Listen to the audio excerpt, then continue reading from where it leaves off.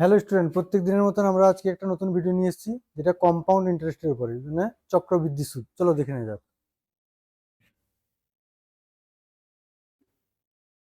A sum of rupees X was borrowed and paid back in two equal year. এখানে টুটা spelling mistake হয়ে গেছে, এই টুটা টু হবে না, এখানে TWO in two equal yearly installment each of rupees 35,280.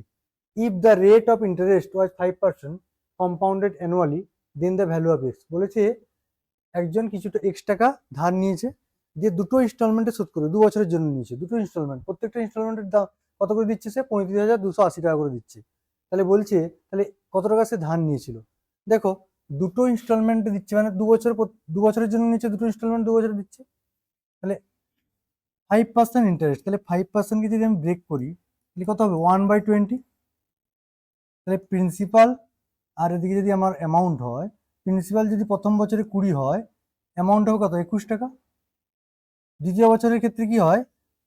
প্রিন্সিপালটার square হবে এবং অ্যামাউন্টেরও স্কোয়ার হবে, প্রিন্সিপালেরও স্কোয়ার হবে, অ্যামাউন্টেরও স্কোয়ার হবে। এবারে প্রিন্সিপালের স্কোয়ার করলে কত হবে? 400। অ্যামাউন্টের স্কোয়ার করলে কত হবে? 441। এই 441 ইউনিট সমান 35,280 টাকা। ক্লিয়ার?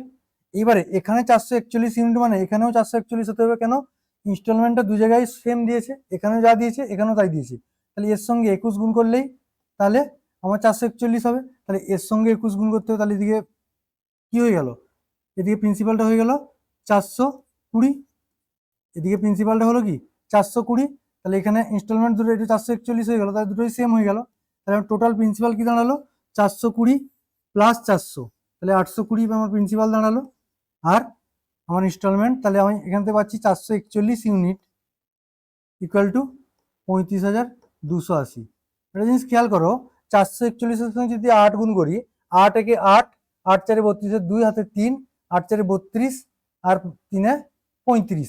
তাহলে এটা সমান 8, তাহলে একটা জিরো আছে, তাহলে এটার ভ্যালু কি হবে? ইন্টু 80। তাহলে এর সঙ্গে 80 গুণ করলে 35,280 পাই। তাহলে এর সঙ্গে যদি 80 গুণ করে দিই তাহলে আমার প্রিন্সিপাল পেয়ে যাবো। তাহলে 8 2 হলো 6, হাতে 1, 8 64, আর একে 65 আর দুটো শূন্য। তাহলে এটা আমার কি হলো? এক্স এর ভ্যালু হয়ে গেল। সবাই বুঝতে পেরেছো?